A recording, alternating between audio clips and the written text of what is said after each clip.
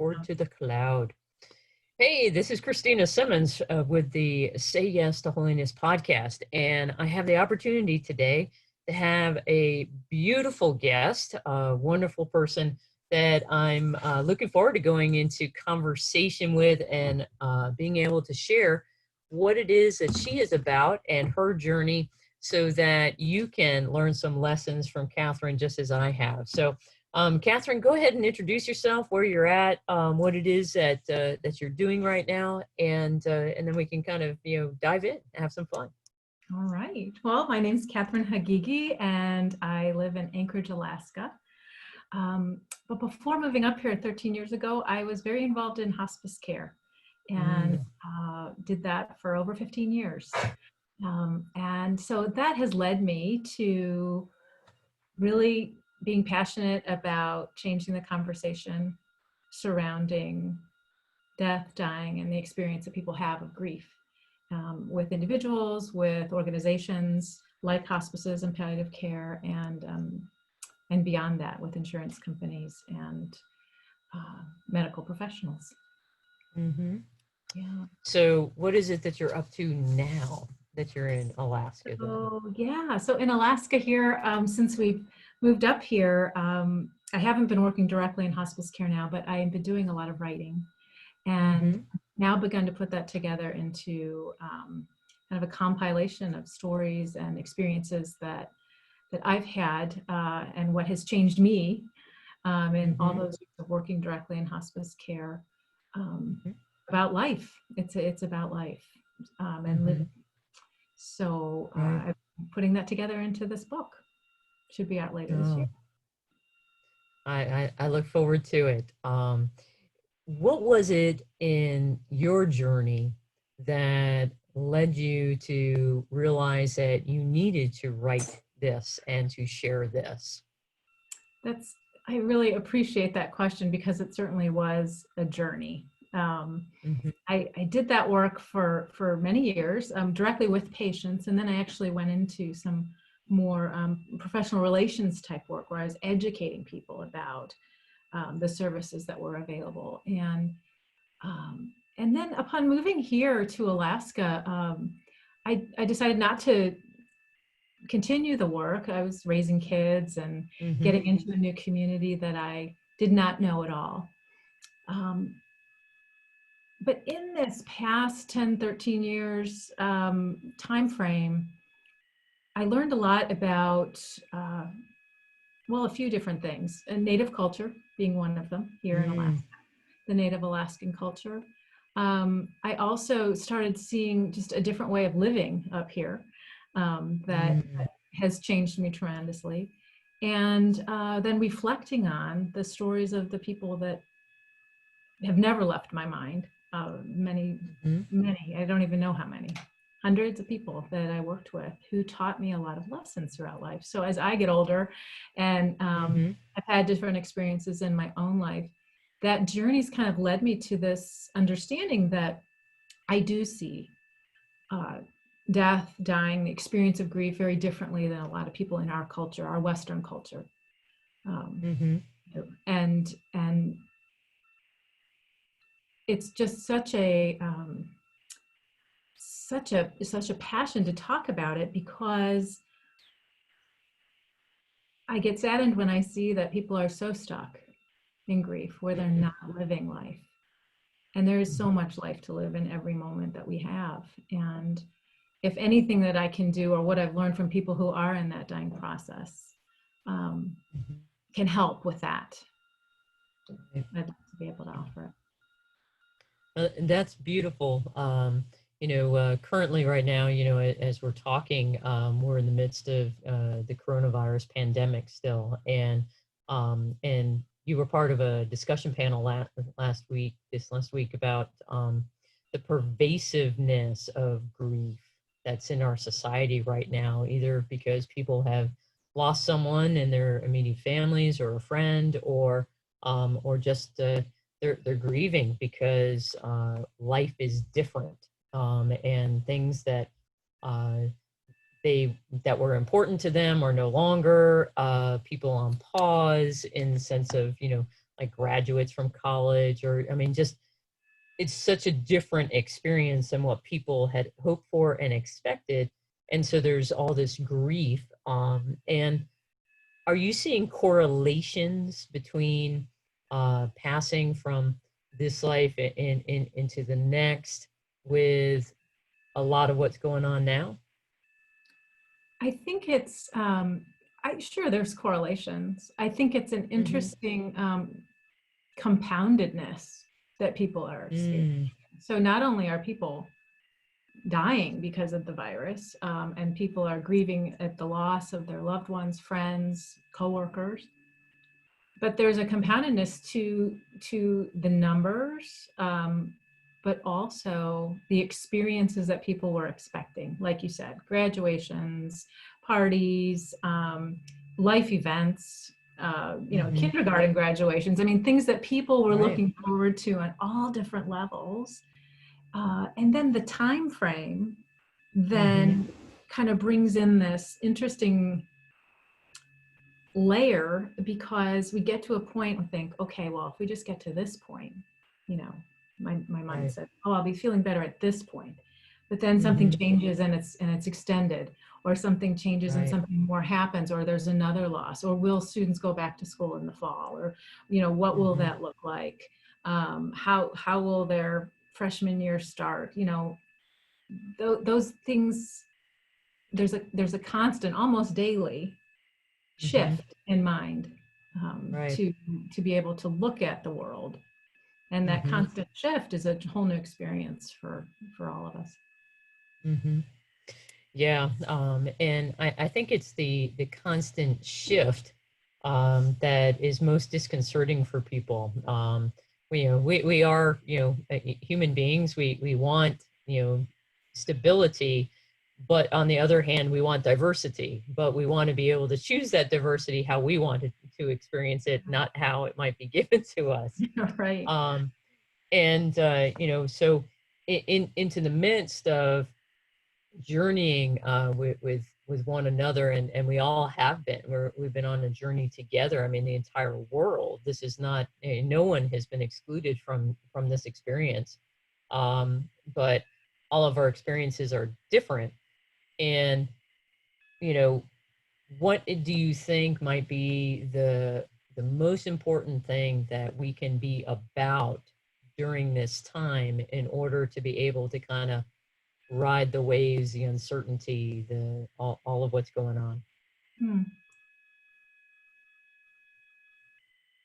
I think there's I think all of us have had this interesting view of, being vulnerable, Mm, hmm.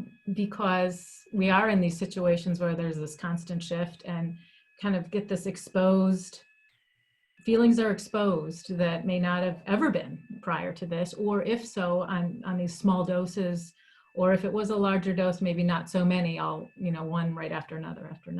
Hmm. And so it's almost this stripping down of vulnerability, where we're just kind of left with, like, what is this? What am I feeling? And I myself Hmm. didn't realize that it was in that realm of vulnerability until recently. I was thinking, oh my gosh, it is a different feeling. And what do you do with that? What do you do with vulnerability? Do you look towards, um, self? Do you look towards faith? Do Hmm. God? Do you look towards other people? I think the sense of vulnerability is even more heightened, because if Hmm. we did look towards people, Right. what are they now offering? Hmm. And how do we access that? That's even changed, right? Right. So, for instance, going to church, that's changed for many, or Hmm. whatever religious organization people belong to, that gathering is different. And so being vulnerable in that sense of, what are we left with? We're left with ourselves at home. I feel fortunate. Hmm. I've got other people in my house with me right now. Many are alone in their homes. Hmm. And so you are with yourself and your own thoughts and what your beliefs are. And I think for many, that's a questioning that's going on, and that's a very vulnerable state. Hmm. Um, the the opportunity there is to look at that and see what is that next lean in. What are we Mm-hmm. leaning towards then? What can I choose to Right. lean towards that really gives me that Mm-hmm. sense of love? Um, and it may be extremely or feel extremely small, but there are places to lean in towards. Mm-hmm. I was listening to some poetry recently by David White, and he had referred to a William Blake sentence that William Blake had written, and he said something to the effect of, "There's a moment in every day where Satan cannot find us." You know, that there in every day there's some moment, and where can we heighten that? You know, where can we heighten that moment, how small, ever small it is, and Mm-hmm. if we can find that within us, to then lean towards what brings us comfort. That's the Mm-hmm. beginning. Beautiful, beautiful. So I take it from you sharing about poetry that that tends to be something perhaps that you lean into during times like this, or You know, that's a new find for me during ah, this pandemic. I mean, I think I've always appreciated it.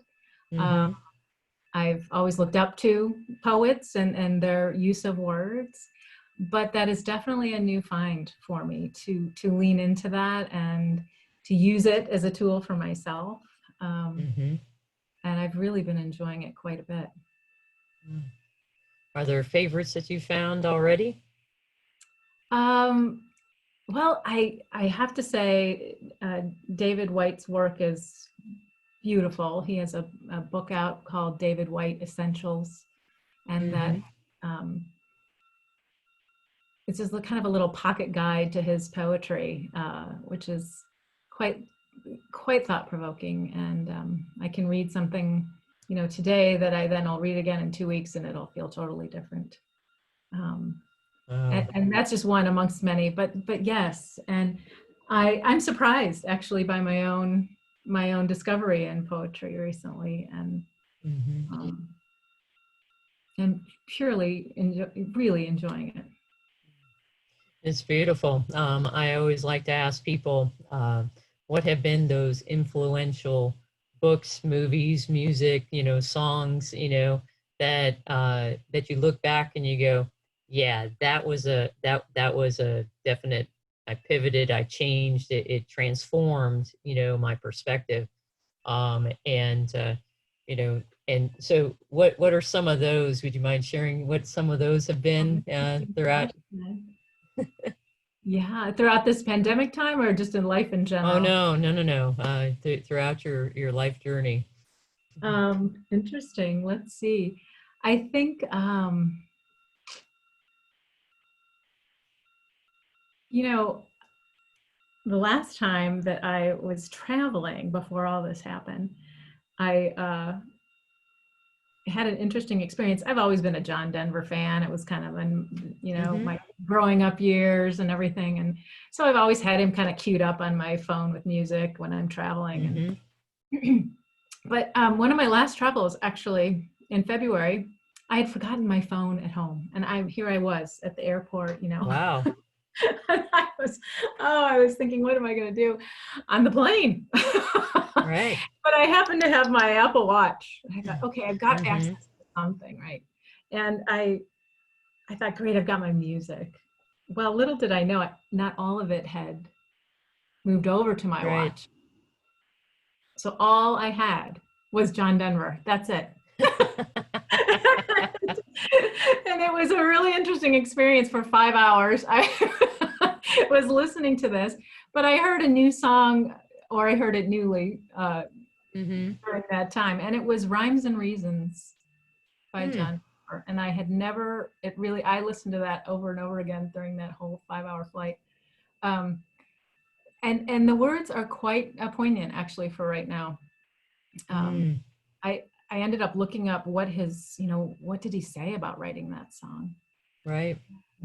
It's fascinating. If anyone's Mm-hmm. curious, go look that up. There are many people that have their own opinions, Uh-huh. but I found that fascinating. So that would be one that just comes recently to mind. Um, and another one I think is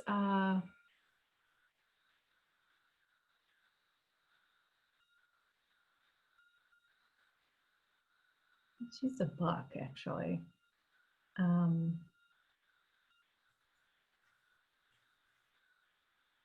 there are so many, but since I love words, I'll choose one. You don't have to choose one. No, I will. I will. And it's kind of Uh, poignant to the conversation. mm-hmm. There's a book by Caleb Wilde called Confessions of a Funeral Home Director. Oh, wow. And that one really, his writing was quite humorous, his approach quite very easy to read. Mm-hmm. But that really shifted me a lot into the work that I'm Mm-hmm. interested in now because of his very authentic discussion, Mm-hmm. how his own work changed how he does his work. Right. And quite good. Mm. Beautiful.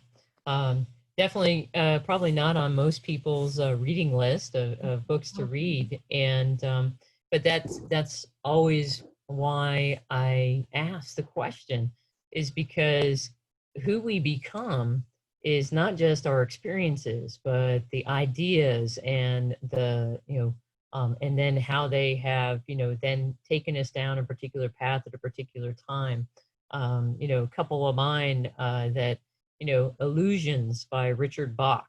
Yeah. So many people, shoot, I even forgot the other one that he did. What was it? Jonathan Siegel. Jonathan. And everybody loved that one. And I'm like, eh, but I picked up Illusions and it's just like, I could not put it down. And it just gave me a whole different perspective about, what is actually part of what the church talks about, which is the divinization of who we are. I mean, this is why Christ came, is so that we could become divine. I mean, this goes all the way back to the early church. And a lot of people are like, oh, no, no, no, that's heretical. And it's like, no, when it's read within the context of what it is that we're supposed to be about, we can't do it. And that's where the kind of the misstep comes, is that it's kind of like oh yes, we can do this, and it's like, no, no, no, you still need a savior. There's a reason for that. um but it like opens that doorway. And so, but Illusions got me thinking, finally, kind of that perspective, and also the social responsibility that comes of where he continuously was looking, for those answers. And then the last part is, now you go and do the same. Do the And same. it's just like, that is the essence of the life of discipleship. Is that we sit at the feet of the master, we learn, we do, under his guidance, but then eventually it's so that we can be empowered to go and do the same for others. And but I still remember that uh Paulo Coelho. I never say his name right, and I'm like, I'm sorry, because you're a brilliant writer. But again, so many people like The Alchemist, tale and different things, and I love his Warrior of Light. And it really is like in a parable of where it's talking about, so much of just this idea of how do you approach life, and you approach it boldly and authentically, and without fear, knowing that it's only in the living, a life well lived, to use the terms in literature, that we can become everything that we're supposed to be. And so it's those kind of books where it's just like, it just like flips something, and then it just opens everything else up to you. um Exactly. so Exactly. Well, and but there's a childhood book that has always come back to me time mm, and time and time again. And it was one of my favorites growing up. And I think in high school, I read it again. And oh my gosh. And that was The Velveteen Rabbit. oh wow. And the whole discussion of that rabbit becoming real. And Mm-hmm. what is real? What is real life? What does that mean to be real and Mm-hmm. becoming? Right. Um, wow. I mean, I can just Mm-hmm. soak that in at different times in life and really see the impact of that children's story. It's impacted Well, me for sure. oh, I bet. And and I think so my question would be, um, having worked and walked with people who are at that place of where they're looking at life, of where it's what was really real in my life up to this point. What are the things that you grab onto? Um, and I think that's it's far different than what a lot of people think it is. Mhm. And has that been your experience? Yeah, I think people touch on the edge of that. They Mm-hmm. get the fringe, Right. but diving in deeper with that is sometimes a scary thing for people to Mm-hmm. be authentic about. And Right. but in that presence of being with people at that in those last days, if they are able to to talk, to share, um, the message is truly presence and living, like purely living life. And I don't mean by going and doing a million things and making Mm-hmm. $1 million, whatever those goals are. It is truly living life with each other and being Mm-hmm. present to that. Mm-hmm. And that shapes us to um, become who we can be in a really like deep sense. Yeah. Mm-hmm.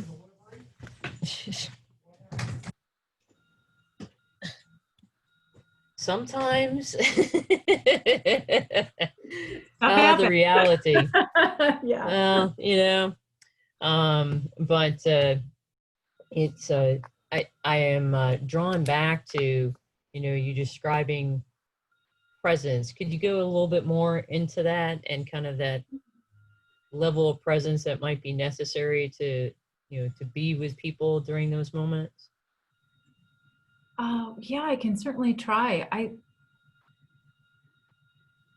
I found it really interesting. I think in training, if you're in training to be with people or to be, or you have a loved one that you are with, and oftentimes people will say to each other, like a nurse might say to you, or someone might say, just be present, and I think that is also on the fringe, there Mm-hmm. is a understanding of being with people, and that is good.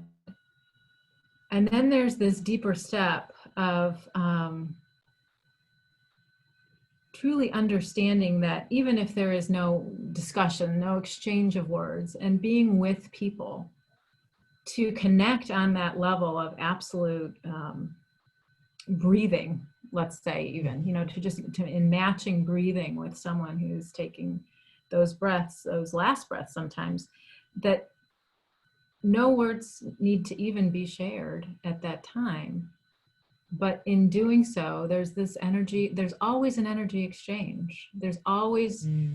something happening there, even if it's just you and that person, or maybe there's a whole family sitting around together, that there's energy being exchanged there. And when everyone is able to, I mean, by everyone that might be in the room or between you and that person, to have a kind of a surrender of the idea of what's going on, Mm-hmm. that true presence really emerges. And I think that's when we have that experience of becoming like a totally different person, just in that energy exchange. And I say no words need to be exchanged because that is often the experience, that it is just purely, holding that hand, or if they're able to have eyes open, just looking in those eyes, and that's it. It's very simple. It can be a very Mm-hmm. simple, um, not complicated experience. Mm-hmm. but that surrendering of the idea of what's going on Mm-hmm.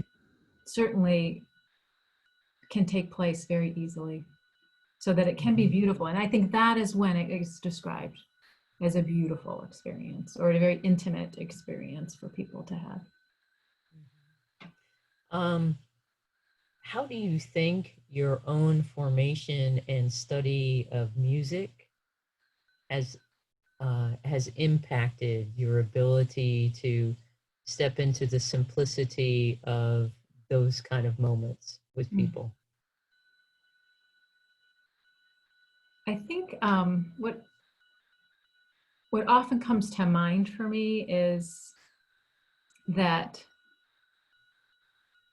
we each have within us our hearts beating, Mm-hmm. right? And that is in itself our own instrument we carry with us each day.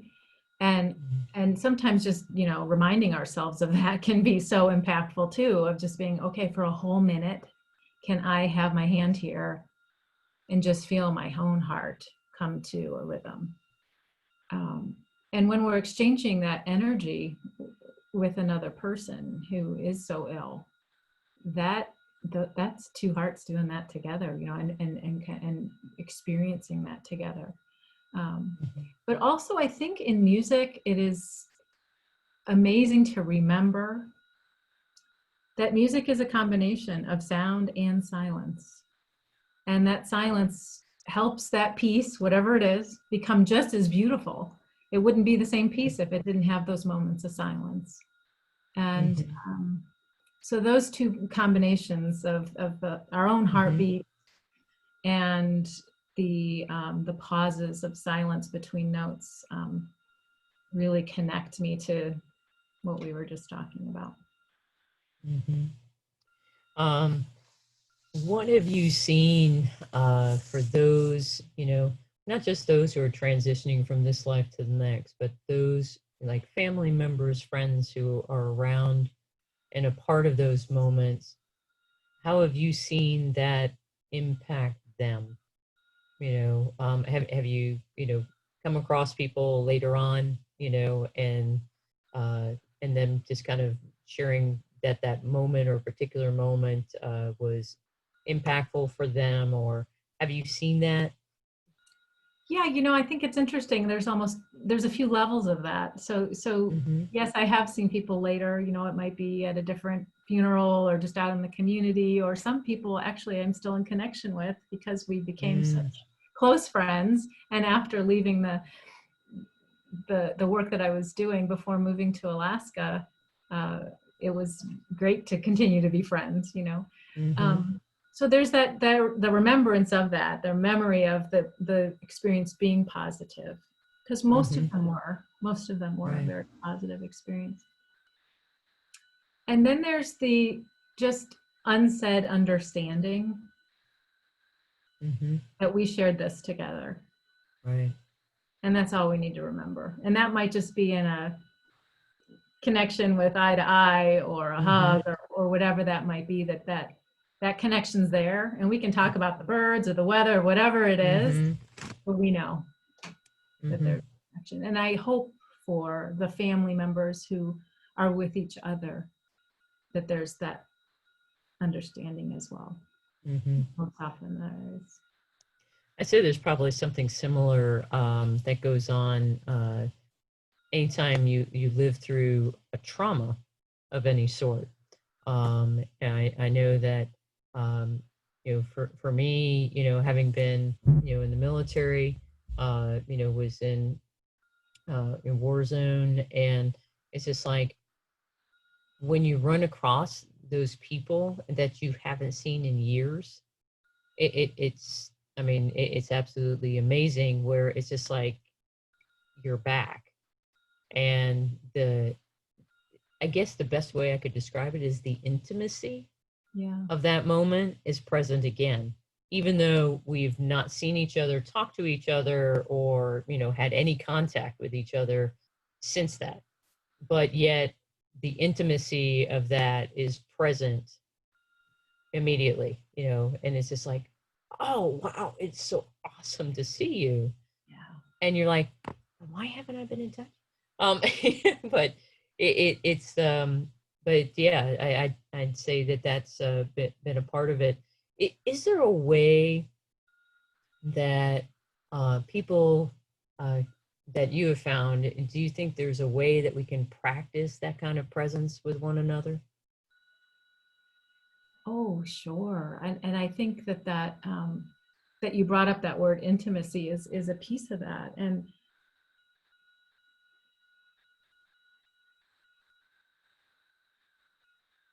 the the things that shape the experience of that intimacy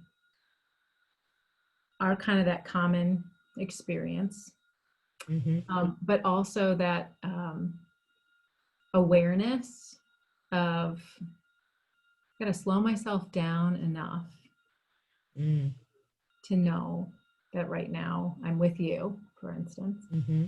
Um, truly listening Mm-hmm. and allowing the space Mm. with each other. That's not always easy to achieve. I think that if anything, I hope that in this whole experience our world is having right now, that more people have maybe had those experiences and maybe touch on that a little bit more. Mm-hmm. Um, but yeah, it does create an intimate sharing of Mm-hmm. common experience, and that um, those are those unsaid things that just you can't put words to it. Right. No, exactly. Um, and so you said during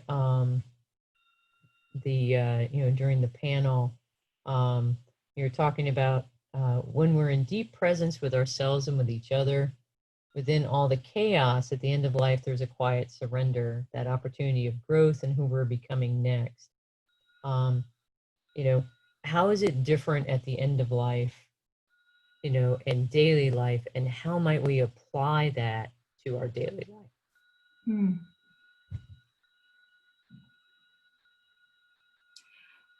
I think we think it's different, Mm-hmm. um, but it doesn't have to be, as you in that question ask, because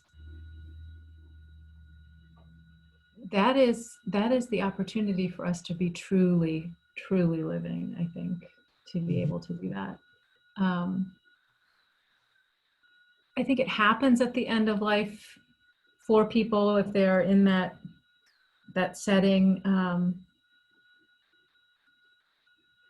Because when else do we really slow down to that point? I mean, if you're caring for someone at home or if you're at the hospital or a nursing facility and this has all happened, I mean,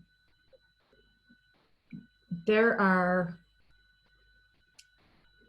there's so many distractions in our world. There just are, Mm-hmm. work and family and things. I gotta go shopping, gotta do this and that.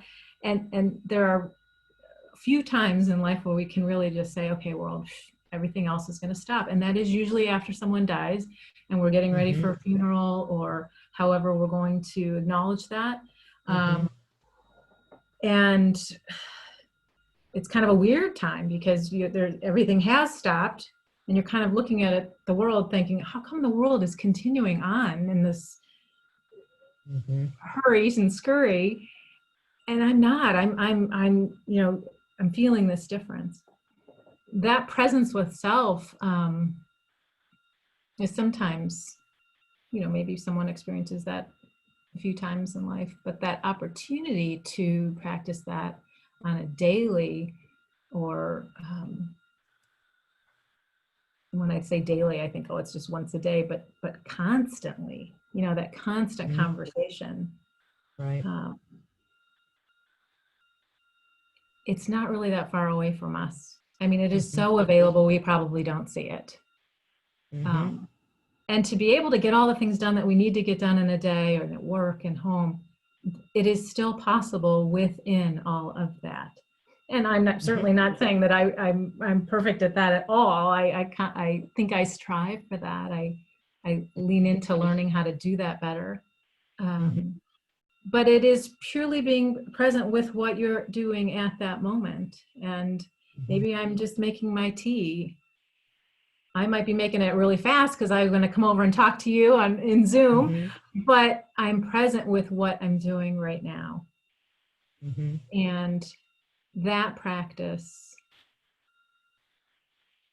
is something there's many ways that people try to practice that, Mhm. through prayer, through yoga, through Mhm. walking in nature, Mhm. through listening to music. There's so many different Right. ways. However that is for you, that Mhm. to do that, to allow Right. yourself to do that as often as you can, and then it can seep over into those other things that seem so crazy or chaotic in life. Mhm. Um, yeah. Sounds like you've read Brother Lawrence is practicing the presence of God. Well, I tell you, you turned me on to some really wonderful things there when we were talking about some of the similarities of Mhm. his book, the quotes that are available um, Mhm.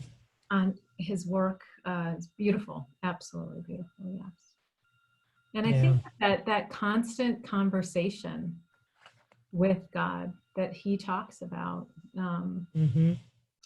it's right there. Yeah. I'm a Harry Potter fan. For some people, that's heresy. For others, they're just like, Wonderful books. wow. Yeah. No. Absolutely. I mean, if you are a, a reader of literature, you can't help but appreciate the writing that's present. But in our discussion, I'm drawn, back to, you know, book seven, which, Joe Rowling actually, said that she wrote everything so that she could write the words that Dumbledore speaks to Harry as Harry says, and so Harry is, been, killed by Voldemort, and a killing spell at least, and he's with Dumbledore in the, you know, it looks like King's Cross Station to him. And as they have a conversation, they end, and Harry's like, you know, is this real or is this just happening in my head? And Dumbledore's response is, why why do you think it is any less real than because it's happening, wherever it is that is happening? And it's a sense of our reality is what it is that we choose it to be, and then it becomes. And when we're present in that moment, then we're one with what is reality. And for us who are believers, that is God. Because he is the presence. Because he is a God of the present. I mean, Spencer Johnson's book, this The Precious Present. I mean, you can read, go right through it, and you can just totally miss it. But I'll never forget a Apostles of Interior Life sister. I'm a promise member of the family, so I practice that charism. But one of the sisters, she was sharing about her struggles because she has Parkinson's, and in the wake of that diagnosis, and as she was trying to come to terms with it, she was sharing how filled with anxiety she was, and and then she was given this incredible grace. She said, of where God spoke to her very clearly, in which He said, "Put aside those concerns, because I'm a God of the present." And then the follow on was, "And anything that you can imagine about the future is going to be less than what it will be, because I'm not there yet. And when Wow. I'm there, it will be the present, and it will be fine." And it just, that always I mean, it's resonated with me, of where I'm just like, oh my gosh, all we can do is be here and now. Doesn't matter if we think that it's, we're imagining things or whatever. The reality is being in that present moment. And to be able to live to the fullest. And I guess, if you were to be sharing with folk, kind of a little preview of some of those lessons that you're writing down. What might be a couple of those lessons that you would want people to know so that they can begin to start living those out? Just the story that you shared brought up one in my own mind that is part of that. I truly learned that in every moment we are becoming. And so I might think, okay, oh, I've learned this, I've become this now in this moment, and think, okay, I'm done. Woo. I'm done for today. I've learned everything I need to learn. But no, truly, right. Every moment has that next, and then the next. Right. And this came extremely clear to me with a gentleman that I worked with that had ALS. And when I first met him, I worked with him for quite some time. But when I first met him, with struggled speech at that time, said, when I cannot talk, I'm gonna go. I'm just gonna let life's gonna end right there, kill myself however I can. I'll ask somebody to do it for me, whatever. And in listening to that, so many of his family members, oh my gosh, it's terrible, but that was where his thinking was. And then it got to the point where he could not talk. And then that adjusted. Well, okay. We started using a reader board, and he'd point with his eyes to the letters, and he would say through that, okay, well, when it gets to the point, where I can't do this, then that'll be the end. And then there was another adjustment, and then yet another adjustment. And it had started, I learned, when he was first diagnosed. Well, when I can't walk, that'll be the end. When I can't use the bathroom myself, that'll be the end. And there was this constant shift. And I learned from him that it is our targets are always changing. And well, wait a minute, why do we have those in the first place? Why do we make a target for that future that you were just talking about? Because you're right. We don't know. We think we know, but we don't know really what that is going to be. And so that presence is so, it just brought to light to me like that he was constantly becoming and changing with each loss of capacity that he had, and was adjusting himself to truly living with the disease in each thing that it took away from him. And wow, if he can do that, why couldn't I do that? Why not? All right. Yeah.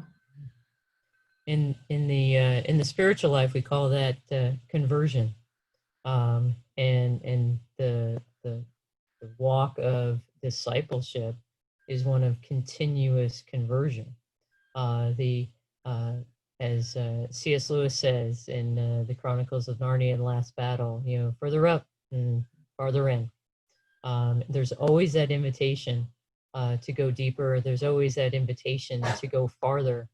And it's kind of the same idea about how, so like, if I'm an athlete and have been all my life, and it's that idea of when you think you can't go any farther and you're able to keep going farther. And it's in the surrender to that, the potentiality becomes real. And then and then when you've accomplished whatever it was, then you look back and that you can go that far. And then it's just like, and again, and it's the same thing of where so like I've done an Ironman, and I am nowhere near at that physical fitness level anymore. But the fact is that doesn't take away the reality that I swam 2.4 miles, biked 112 miles, and ran a marathon, at the end. Right. And that knowledge of that capacity completely changes how it is that, like I said, even though I couldn't run, probably 2 miles without serious consequences, physically, for a couple of days at this point. But the fact still is that I know that I have that capacity, and I just need to do the work. Um, you know, kind of approaching that, from since you're writing a book, um, that whole idea of writing a book is about becoming a new self. Mhm. So So true. writing a book is about us becoming someone new. Um, but you could actually say that you're someone new physically. You're someone new every 30 days, just with the way science and our body cells and Yeah, everything there you works. go. And Yeah. you know, but just when we wake up the next day, we're different. And to recognize that and to embrace it, I think is one of the greatest lessons I've learned. Um, and I love Mother Teresa. I mean, tying to, the sister who, her story I mentioned, Mother Teresa said, the future's not in our hands and we don't have any power over it. We can only act today. And that really takes away any fear that we might have of, I can only act today. I don't need to worry about tomorrow. I can just do today. And then the future takes care of itself. And I think that's probably one of the biggest things for me. That's a key to a life well lived. But for you and the work that you've done, what would be, we're starting to kind of wind down. Can't believe our time's over. I Uh, know. um, but for you, what would you say would be kind of a defining, piece for, a life well lived? Um, what's a piece of wisdom to kind of share there?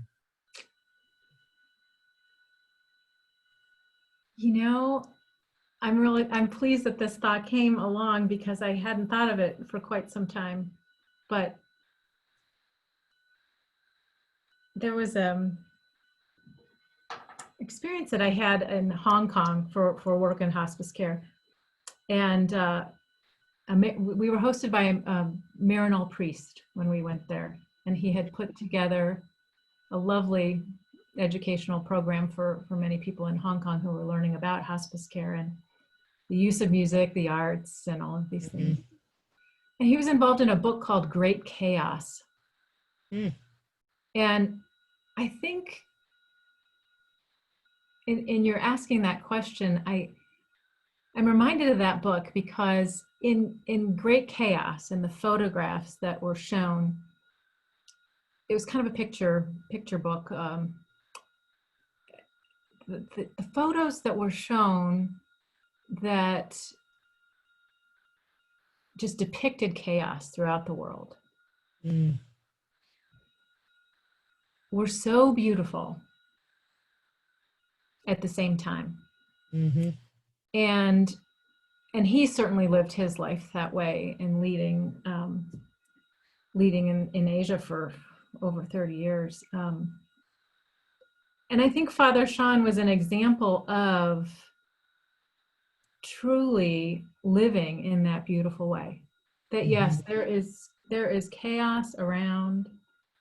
There's chaos in the animal kingdom. There's chaos in nature, and all Mm-hmm. of that was kind of shown through this. But within that is the beauty, Mm-hmm. and if we can see that, Mm-hmm. our lives really can be totally different. See the beauty in the chaos. That's absolutely wonderful. And I'll definitely be taking that away from our conversation today. And That absolutely was, yeah. beautiful. So I am so appreciative of having spent the time with you today. And I'll continue to be looking forward for your book. I would love to know when it's coming out. And we could come back and we could have another conversation and talk specifically about the book and some of those That would lessons that be you an share honor. specifically there. So it would be, is there a title yet? Yes, yes. So it's called We All Die, Ah, becoming who we are in the meantime. oh, that's great. It's just one of those things that just we all do, but there's so much of becoming that can happen in Mhm. that meantime. Wonderful. Well, you obviously are modeling becoming, who you are more and more fully each day. And thank you for that witness. Thank you for your sharing. And I invite people to live and to seek the beauty in the chaos that might be around you, to live the present moment, and especially to practice presence with one another, so that you continue to become who it is that you should be on the journey towards death, which we all die. And Thank you that's so great. much, Christina. Thank you so much. Oh, not at all. It's been a great pleasure. Thanks again.